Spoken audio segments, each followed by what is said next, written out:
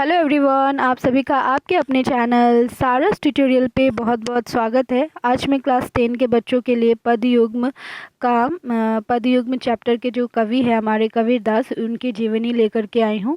हालांकि मैंने उस चैप्टर को एक्सप्लेन कर दिया है ऑलरेडी 1 ईयर पहले ही क्या हुआ है। अगर आपने नहीं देखा है उस वीडियो को तो देखिए, ठीक है। उसका लिंक मैं आपको डिस्क्रिप्शन में दे दूँगी और उसका क्वेश्चन आंसर भी अवेलेबल है चैनल पे, ठीक है। और ये कबीरदास की जीवनी एक्सप्लेन करने का मेरा एक ही मोटिव है, क्योंकि यहाँ से बहुत सारे क्वेश्चन पूछे जाते हैं एग्ज़ाम में। सो ये एक इम्पॉर्टेंट पार्ट है। सो इसको समझना और इससे रिलेटेड क्या इम्पॉर्टेंट क्वेश्चंस है वो मैं आप लोगों को at the end of the video बता दूंगी, ठीक है। सो गाइज, अब 2 मंथ्स है हाफ ईयरली एग्ज़ाम के लिए। सो चैनल को सब्सक्राइब कर ले और बेल आइकन को ज़रूर प्रेस कर ले, ठीक है, ताकि मेरे अपकमिंग वीडियोस का नोटिफिकेशन आपको मिलते रहे। यहाँ पे देखिए कबीरदास, ठीक है। ये कबीरदास पदयुग्म के कवि है, ठीक है। यहाँ पे देखिए मोस्ट इम्पॉर्टेंट लाइन, ठीक है। Most important line means Kabir शब्द का अर्थ क्या होता है, ठीक है। कबीर शब्द का अर्थ है बड़ा, श्रेष्ठ, महान। जो कबीर ये जो शब्द है कबीर, इसका अर्थ क्या होता है? बड़ा, श्रेष्ठ, महान, ठीक है। आगे देखिए, संत कबीर सचमुच एक बड़े भक्त, श्रेष्ठ कवि और महान समाज सुधारक थे। जो कबीरदास थे वो एक सच्चे भक्त थे, ठीक है, श्रेष्ठ कवि थे, बहुत अच्छे कवि थे और साथ ही साथ समाज सुधारक भी थे, ठीक है। आपने सच्चे अर्थ में एक ऐसी क्रांतिकारी लोक कवि सच्चे अर्थ में एक ऐसे क्रांतिकारी लोक कवि थे जिन्होंने जनता के बीच रहकर जनता की भाषा में मुख्य रूप से जनता की भलाई के लिए काव्य रचना की। और वो एक ऐसे क्रांतिकारी कवि थे, लोक कवि, जिन्होंने क्या किया था? जनता के बीच में रहकर, मतलब आम आदमी के बीच में रहकर आम आदमी के लिए उन्होंने कविता रचना की थी, ठीक है, काव्य की रचना की थी, ठीक है। और साथ ही जनता को जो भाषा समझ में आए, ठीक है, आम आदमी को जो भाषा समझ में आए, उन्हीं भाषा में उन्होंने अपनी कविताओं की रचना की और रचनाओं के माध्यम से लोगों को जागृत किया, समाज सुधार किया, ठीक है। इस तरीके के काम उन्होंने अपनी कविता के जरिए की। उनकी रचनाएं तब भी प्रासंगिक थी, आज भी प्रासंगिक है और उनकी प्रासंगिकता आगे भी बनी रहेगी, ठीक है। उनकी जो रचनाएं थी पहले भी लोग उसको सराहते थे, मतलब उसकी तारीफ़ करते थे। आज भी उनकी कविताओं को पढ़कर लोग उनका प्रशंसा करते हैं और आने वाले टाइम पे भी प्रशंसा करेंगे, ठीक है। इसके बाद देखिए, हिंदी के निर्गुण भक्ति धारा के ज्ञान मार्गी कवियों में महात्मा कबीरदास जी सबसे अधिक प्रतिभाशाली कवि है, ठीक है। तो हिंदी की कौन सी भक्ति धारा के कवि थे? वो निर्गुण भक्ति धारा के कवि थे वो, ठीक है। निर्गुण भक्ति धारा के ज्ञान मार्गीय कवियों में से वो क्या थे? सबसे अधिक प्रतिभाशाली, सबसे ज़्यादा जिनकी मतलब लोकप्रियता हो, जो सबसे ज़्यादा जानता हो, प्रतिभाशाली कवि थे, ठीक है। इसके बाद आप गोस्वामी तुलसीदास की तरह ही लोकनायक एवं प्रिय कवि हैं। जैसे तुलसीदास लोकनायक थे, लोकप्रिय थे, उनको मतलब सब पसंद करते थे, उसी तरीके से कबीरदास को भी लोग पसंद करते थे। आपके जीवन से संबंधित अनेकानेक जन श्रुतियाँ प्रचलित है, ठीक है। तो कबीरदास के जीवन से रिलेटेड बहुत सारी जन श्रुतियाँ मतलब कि बहुत तरीके की बातें प्रचलित है, ठीक है। जन श्रुतियाँ मतलब कोई कुछ बोलता है, कोई कुछ बोलता है, बहुत सारी बातें हैं, ठीक है, प्रचलित है, ठीक है। पहले आपके जन्म, मृत्यु, माता पिता, पुत्र, परिवार आदि के संबंध में पर्याप्त मतभेद है, ठीक है। और कबीरदास के माता पिता कौन थे, उनकी जन्म, मृत्यु या उनके परिवार, उनकी शादी विवाह, बच्चे, इन सब के बारे में क्या है? मतभेद है, कन्फ्यूजन है, ठीक है। ऐसा कहा जाता है कि 1398 में काशी में आपका आविर्भाव हुआ था। तो 1398 में कहाँ में? काशी में आविर्भाव होना मतलब जन्म होना। वो आए थे किस तरीके से आएंगे? जन्म हुआ तभी तो आए। तो ऐसा कहा जाता है कि 1398 में काशी में उनका जन्म हुआ था। क्वेश्चन आता है कि कबीरदास का जन्म कब और कहाँ हुआ था, ठीक है। इसके बाद है सन 1580 में 1518 में मगहर में वे स्वर्ग सिधारे। और 1518 में क्या हुआ था, मगहर एक जगह का नाम है जहाँ पे वो उनकी क्या हुई थी, मृत्यु हुई थी, वे स्वर्ग सिधारे थे। ठीक है, तो जन्म और मृत्यु से रिलेटेड भी क्वेश्चन बनता है, सो क्वेश्चन आप लोग लिखोगे। ठीक है, जनश्रुतियों के अनुसार स्वामी रामानंद के आशीर्वाद से एक विधवा ब्राह्मणी को एक दिव्य पुत्र रत्न प्राप्त हुआ, जिसे लोक लाजवश उसने काशी के पास लहरतारा नामक तालाब के किनारे फेंक दिया।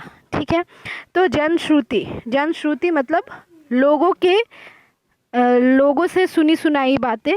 ठीक है, लोगों से सुनी सुनाई बातें के अनुसार स्वामी रामानंद के आशीर्वाद से क्या हुआ था, एक विधवा ब्राह्मणी को एक पुत्र प्राप्त हुआ था। ठीक है, अब देखो एक विधवा है, ठीक है, अगर मैरिड होता तो कोई प्रॉब्लम नहीं थी, बट एक विधवा को एक बेबी होना वो क्या होता है, समाज के लिए क्या होता है, मतलब समाज के लिए वो चीज़ अच्छी नहीं मानी जाती है।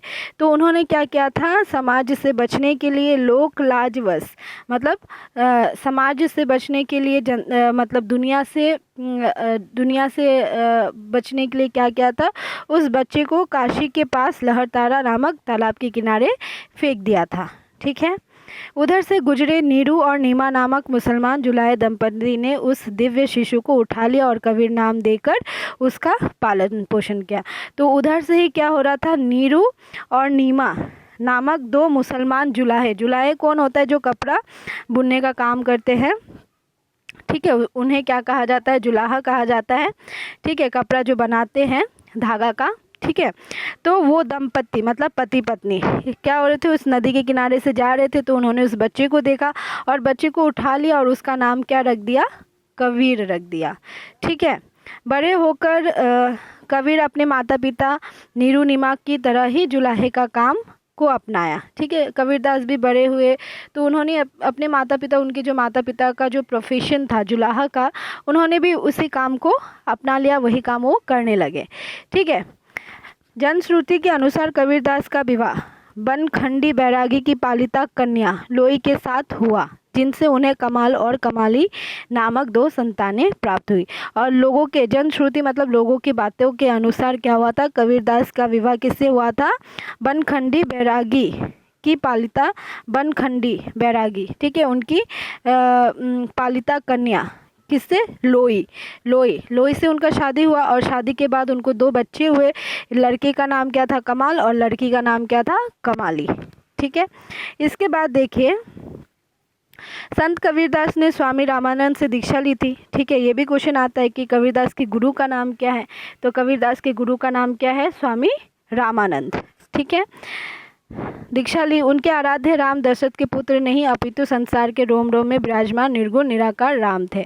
ठीक है, तो कबीरदास जो थे वो राम के अनन्य भक्त थे। ठीक है, बट राम ऐसा नहीं जो दशरथ के पुत्र राम, वो नहीं।